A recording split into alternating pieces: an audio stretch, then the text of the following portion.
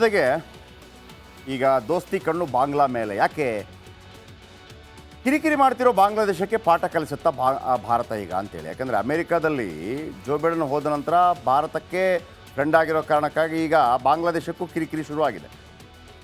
ಯುನುಸ್ ಕೆಳಗಿಳಿಸಿದರೆ ಭಾರತ ಕೆಲಸ ಸಲೀಸು.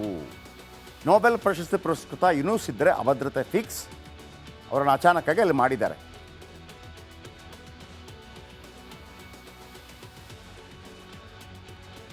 ಯುನುಸ್ ಕೆಳಗಿಳಿಸಬೇಕು ಮತ್ತು ಚುನಾವಣೆ ನಡೆಸಬೇಕು. ಬಾಂಗ್ಲಾದೇಶದಲ್ಲಿ ಚುನಾಯಿತ ಸರ್ಕಾರ ಬರಬೇಕು. ಚುನಾಯಿತ ಸರ್ಕಾರ ಬಂದರೆ ಸುಭದ್ರ ಆಡಳಿತ ಇರುತ್ತೆ, ಅದರಲ್ಲಿ ಎರಡು ಮಾತಿಲ್ಲ. ಯಾಕೆಂದರೆ ಅಲ್ಲಿ ಆಡಳಿತ ವಿರೋಧ ಪಕ್ಷ ಅಂತ ಇರುತ್ತೆ. ಆಗ ಶೇಖ್ ಹಸೀನಾ ಮತ್ತೆ ಬಾಂಗ್ಲಾದೇಶಕ್ಕೆ ಹೋಗಬಹುದು. ಬಾಂಗ್ಲಾ ಶಾಂತಿಯುತವಾಗಿದ್ದರೆ ಅಕ್ರಮ ನುಸುಳುವಿಕೆ ನಿಲ್ಲತ್ತೆ. ಬಾಂಗ್ಲಾ ಶಾಂತಿಯುತವಾಗಿದ್ದರೆ ಅಮೆರಿಕಕ್ಕೂ ಲಾಭ ಇದೆ. ಬಾಂಗ್ಲಾ ಸರ್ಕಾರದ ಬಳಿ ಒಂದು ಮನವಿ ಇಡ್ತಾರಂತೆ ಟ್ರಂಪ್. ಬಾಂಗ್ಲಾದೇಶದ ಸೈಂಟ್ ಮಾರ್ಟಿನ್ ದ್ವೀಪ ಕೇಳ್ತಾರಂತೆ. ಆ ದ್ವೀಪದಲ್ಲಿ ಸೇನಾ ನೆಲೆ ಸ್ಥಾಪಿಸಲು ಅಮೆರಿಕ ನಿರ್ಧಾರ ಮಾಡಿದೆಯಂತೆ. ಆದರೆ ಅಮೆರಿಕ ನಡೆಯನ್ನು ವಿರೋಧಿಸಿದ ಹಸೀನಾ ಅದೇ ಕಾರಣಕ್ಕೆ ಸರ್ಕಾರ ಕೆಡವಿತ್ತಂತೆ. ಅಮೆರಿಕ ಈಗ BNP ಪಾರ್ಟಿ ಗೆದ್ದರೆ ಬೇಡಿಕೆ ಈಡೇರಬಹುದಂತೆ. ಆದರೆ ನೀವೇನು ಹೇಳಿ, ಈ ಸುತ್ತಮುತ್ತ ಈ ದ್ವೀಪಗಳನ್ನೆಲ್ಲ ಅಮೆರಿಕ ಆಗಲಿ, ಚೀನಾ ಆಗಲಿ, ನಮ್ಮ ಮಿತ್ರ ರಾಷ್ಟ್ರಗಳೇ ಆಗಲಿ ಅಲ್ಲಿ ಪಡ್ಕೊಳ್ಳೋದಿದೆಯಲ್ಲ, ಅದು ದೂರದೃಷ್ಟಿಯ ಉದ್ದೇಶದಿಂದ ಒಳ್ಳೆಯದಲ್ಲ. ಈಗ ನಮಗನಿಸ್ತಾ ಇರ್ಬೋದು ಫ್ರೆಂಡು ಅಂತ, ನಾಳೆ ಹಾಗಾಗಿ ಆಯಾಯ ದೇಶಗಳು ಕೂಡ ಅದರ ಬಗ್ಗೆ ಹೆಚ್ಚಿನ ಗಮನ ಹರಿಸಬೇಕಾಗತ್ತೆ. ಶ್ರೀಲಂಕಾದ ಲಾಭ ಮಾಡಿಕೊಂಡು ಅಲ್ಲಿಯ ಕೆಲವು ದ್ವೀಪಗಳಲ್ಲಿ ವಿಮಾನ ಇಳಿಸೋದಕ್ಕೆ ಏನೋ ಚೀನಾ ಪ್ರಯತ್ನ ಪಟ್ಟಿತ್ತು. ಸರ್ವನಾಶ ಆಗೋಯ್ತು ಶ್ರೀಲಂಕಾ. ಅದರ ಜಾಗರೂಕತೆ ನಾವು ಇರಬೇಕಾಗತ್ತೆ. ನೋಡೋಣ ಏನಾಗುತ್ತೆ ಅಂತ.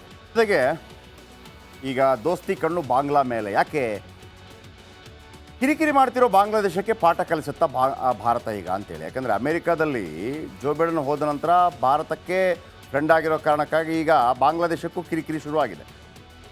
ಯುನುಸ್ ಕೆಳಗಿಳಿಸಿದರೆ ಭಾರತ ಕೆಲಸ ಸಲೀಸು. ನೊಬೆಲ್ ಪ್ರಶಸ್ತಿ ಪುರಸ್ಕೃತ ಯುನುಸ್ ಇದ್ದರೆ ಅಭದ್ರತೆ ಫಿಕ್ಸ್. ಅವರನ್ನು ಅಚಾನಕ್ಕಾಗಿ ಅಲ್ಲಿ ಮಾಡಿದ್ದಾರೆ.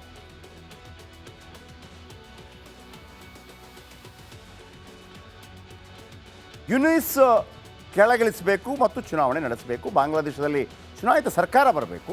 ಚುನಾಯಿತ ಸರ್ಕಾರ ಬಂದರೆ ಸುಭದ್ರ ಆಡಳಿತ ಇರುತ್ತೆ, ಅದರಲ್ಲಿ ಎರಡು ಮಾತಿಲ್ಲ. ಯಾಕೆಂದರೆ ಅಲ್ಲಿ ಆಡಳಿತ ವಿರೋಧ ಪಕ್ಷ ಅಂತ ಇರುತ್ತೆ. ಆಗ ಶೇಖ್ ಹಸೀನಾ ಮತ್ತೆ ಬಾಂಗ್ಲಾದೇಶಕ್ಕೆ ಹೋಗಬಹುದು. ಬಾಂಗ್ಲಾ ಶಾಂತಿಯುತವಾಗಿದ್ದರೆ ಅಕ್ರಮ ನುಸುಳುವಿಕೆ ನಿಲ್ಲತ್ತೆ. ಬಾಂಗ್ಲಾ ಶಾಂತಿಯುತವಾಗಿದ್ದರೆ ಅಮೆರಿಕಕ್ಕೂ ಲಾಭ ಇದೆ. ಬಾಂಗ್ಲಾ ಸರ್ಕಾರದ ಬಳಿ ಒಂದು ಮನವಿ ಇಡ್ತಾರಂತೆ ಟ್ರಂಪ್. ಬಾಂಗ್ಲಾದೇಶದ ಸೈಂಟ್ ಮಾರ್ಟಿನ್ ದ್ವೀಪ ಕೇಳ್ತಾರಂತೆ. ಆ ದ್ವೀಪದಲ್ಲಿ ಸೇನಾ ನೆಲೆ ಸ್ಥಾಪಿಸಲು ಅಮೆರಿಕ ನಿರ್ಧಾರ ಮಾಡಿದೆಯಂತೆ. ಆದರೆ ಅಮೆರಿಕ ನಡೆಯನ್ನು ವಿರೋಧಿಸಿದ ಹಸೀನಾ ಅದೇ ಕಾರಣಕ್ಕೆ ಸರ್ಕಾರ ಕೆಡವಿತ್ತಂತೆ. ಅಮೆರಿಕ ಈಗ BNP ಪಾರ್ಟಿ ಗೆದ್ದರೆ ಬೇಡಿಕೆ ಈಡೇರಬಹುದಂತೆ. ಆದರೆ ನೀವೇನು ಹೇಳಿ, ಈ ಸುತ್ತಮುತ್ತ ಈ ದ್ವೀಪಗಳನ್ನೆಲ್ಲ ಅಮೆರಿಕ ಆಗಲಿ, ಚೀನಾ ಆಗಲಿ, ನಮ್ಮ ಮಿತ್ರ ರಾಷ್ಟ್ರಗಳೇ ಆಗಲಿ ಅಲ್ಲಿ ಪಡ್ಕೊಳ್ಳೋದಿದೆಯಲ್ಲ, ಅದು ದೂರದೃಷ್ಟಿಯ ಉದ್ದೇಶದಿಂದ ಒಳ್ಳೆಯದಲ್ಲ. ಈಗ ನಮಗನಿಸ್ತಾ ಇರ್ಬೋದು ಫ್ರೆಂಡು ಅಂತ, ನಾಳೆ ಹಾಗಾಗಿ ಆಯಾಯ ದೇಶಗಳು ಕೂಡ ಅದರ ಬಗ್ಗೆ ಹೆಚ್ಚಿನ ಗಮನ ಹರಿಸಬೇಕಾಗತ್ತೆ. ಶ್ರೀಲಂಕಾದ ಲಾಭ ಮಾಡಿಕೊಂಡು ಅಲ್ಲಿಯ ಕೆಲವು ದ್ವೀಪಗಳಲ್ಲಿ ವಿಮಾನ ಇಳಿಸೋದಕ್ಕೆ ಏನೋ ಚೀನಾ ಪ್ರಯತ್ನ ಪಟ್ಟಿತ್ತು. ಸರ್ವನಾಶ ಆಗೋಯ್ತು ಶ್ರೀಲಂಕಾ. ಅದರ ಜಾಗರೂಕತೆ ನಾವು ಇರಬೇಕಾಗತ್ತೆ. ನೋಡೋಣ ಏನಾಗುತ್ತೆ ಅಂತ. ಜೊತೆಗೆ ಈಗ ದೋಸ್ತಿ ಕಣ್ಣು ಬಾಂಗ್ಲಾ ಮೇಲೆ ಯಾಕೆ ಕಿರಿಕಿರಿ ಮಾಡ್ತಿರೋ ಬಾಂಗ್ಲಾದೇಶಕ್ಕೆ ಪಾಠ ಕಲಿಸುತ್ತಾ ಭಾರತ ಈಗ ಅಂತೇಳಿ. ಯಾಕಂದರೆ ಅಮೆರಿಕಾದಲ್ಲಿ ಜೋ ಬೈಡನ್ ಹೋದ ನಂತರ ಭಾರತಕ್ಕೆ ಫ್ರೆಂಡ್ ಆಗಿರೋ ಕಾರಣಕ್ಕಾಗಿ ಈಗ ಬಾಂಗ್ಲಾದೇಶಕ್ಕೂ ಕಿರಿಕಿರಿ ಶುರುವಾಗಿದೆ. ಯುನುಸ್ ಕೆಳಗಿಳಿಸಿದರೆ ಭಾರತ ಕೆಲಸ ಸಲೀಸು. ನೊಬೆಲ್ ಪ್ರಶಸ್ತಿ ಪುರಸ್ಕೃತ ಯುನುಸ್ ಇದ್ದರೆ ಅಭದ್ರತೆ ಫಿಕ್ಸ್. ಅವರನ್ನು ಅಚಾನಕ್ಕಾಗಿ ಅಲ್ಲಿ ಮಾಡಿದ್ದಾರೆ.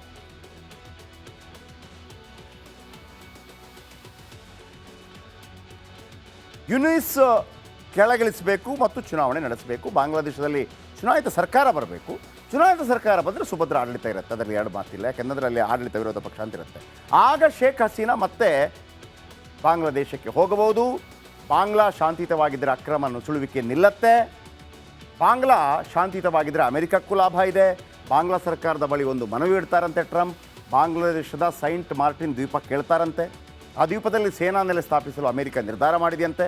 ಆದರೆ ಅಮೆರಿಕ ನಡೆಯನ್ನು ವಿರೋಧಿಸಿದ ಹಸೀನಾ ಅದೇ ಕಾರಣಕ್ಕೆ ಸರ್ಕಾರ ಕೆಡವಿತ್ತಂತೆ. ಅಮೆರಿಕ ಈಗ BNP ಪಾರ್ಟಿ ಗೆದ್ದರೆ ಬೇಡಿಕೆ ಈಡೇರಬಹುದಂತೆ.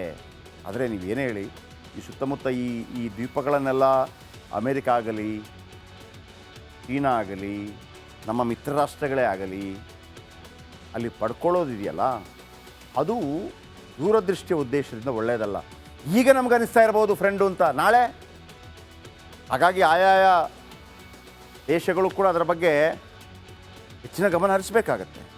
ಶ್ರೀಲಂಕಾದ ಲಾಭ ಮಾಡಿಕೊಂಡು ಅಲ್ಲಿಯ ಕೆಲವು ದ್ವೀಪಗಳಲ್ಲಿ ವಿಮಾನ ಇಳಿಸೋದಕ್ಕೆ ಏನೋ ಚೀನಾ ಪ್ರಯತ್ನ ಪಟ್ಟಿತ್ತು, ಸರ್ವನಾಶ ಆಗೋಯ್ತು ಶ್ರೀಲಂಕಾ. ಅದರ ಜಾಗರೂಕತೆ ನಾವು ಇರಬೇಕಾಗುತ್ತೆ. ನೋಡೋಣ ಏನಾಗುತ್ತೆ ಅಂತ.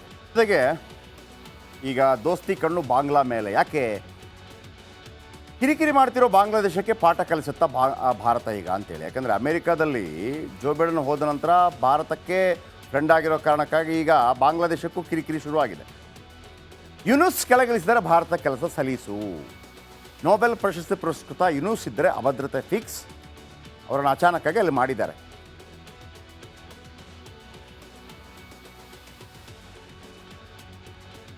ಯುನುಸ್ ಕೆಳಗಿಳಿಸಬೇಕು ಮತ್ತು ಚುನಾವಣೆ ನಡೆಸಬೇಕು. ಬಾಂಗ್ಲಾದೇಶದಲ್ಲಿ ಚುನಾಯಿತ ಸರ್ಕಾರ ಬರಬೇಕು.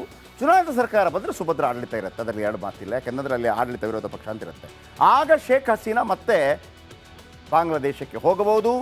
ಬಾಂಗ್ಲಾ ಶಾಂತಿಯುತವಾಗಿದ್ದರೆ ಅಕ್ರಮ ನುಸುಳುವಿಕೆ ನಿಲ್ಲತ್ತೆ.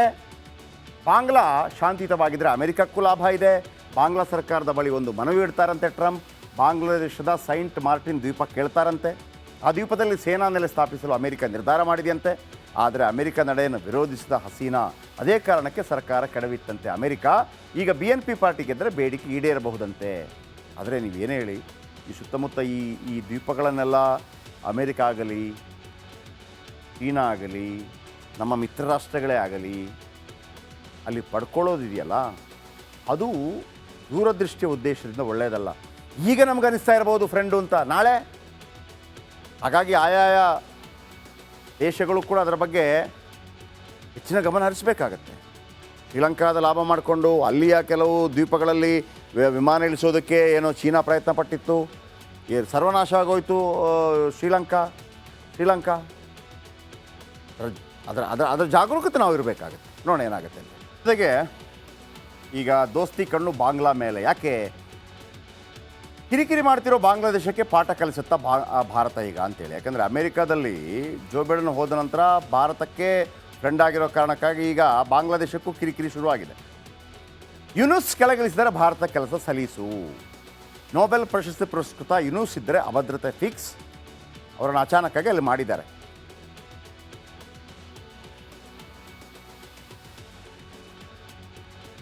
ಯುನುಸ್ ಕೆಳಗಿಳಿಸಬೇಕು ಮತ್ತು ಚುನಾವಣೆ ನಡೆಸಬೇಕು. ಬಾಂಗ್ಲಾದೇಶದಲ್ಲಿ ಚುನಾಯಿತ ಸರ್ಕಾರ ಬರಬೇಕು.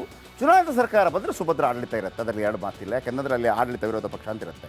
ಆಗ ಶೇಖ್ ಹಸೀನಾ ಮತ್ತೆ ಬಾಂಗ್ಲಾದೇಶಕ್ಕೆ ಹೋಗಬಹುದು.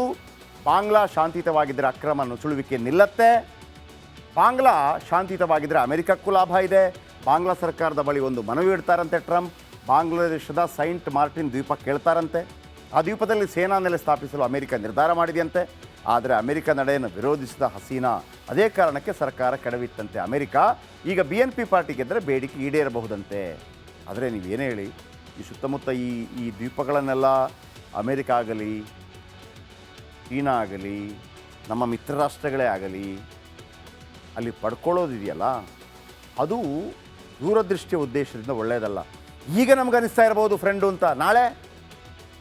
ಹಾಗಾಗಿ ಆಯಾಯ ದೇಶಗಳು ಕೂಡ ಅದರ ಬಗ್ಗೆ ಹೆಚ್ಚಿನ ಗಮನ ಹರಿಸಬೇಕಾಗತ್ತೆ. ಶ್ರೀಲಂಕಾದ ಲಾಭ ಮಾಡಿಕೊಂಡು ಅಲ್ಲಿಯ ಕೆಲವು ದ್ವೀಪಗಳಲ್ಲಿ ವಿಮಾನ ಇಳಿಸೋದಕ್ಕೆ ಏನೋ ಚೀನಾ ಪ್ರಯತ್ನ ಪಟ್ಟಿತ್ತು, ಸರ್ವನಾಶ ಆಗೋಯ್ತು ಶ್ರೀಲಂಕಾ. ಅದರ ಜಾಗರೂಕತೆ ನಾವು ಇರಬೇಕಾಗುತ್ತೆ. ನೋಡೋಣ ಏನಾಗುತ್ತೆ ಅಂತ. ಜೊತೆಗೆ ಈಗ ದೋಸ್ತಿ ಕಣ್ಣು ಬಾಂಗ್ಲಾ ಮೇಲೆ ಯಾಕೆ ಕಿರಿಕಿರಿ ಮಾಡ್ತಿರೋ ಬಾಂಗ್ಲಾದೇಶಕ್ಕೆ ಪಾಠ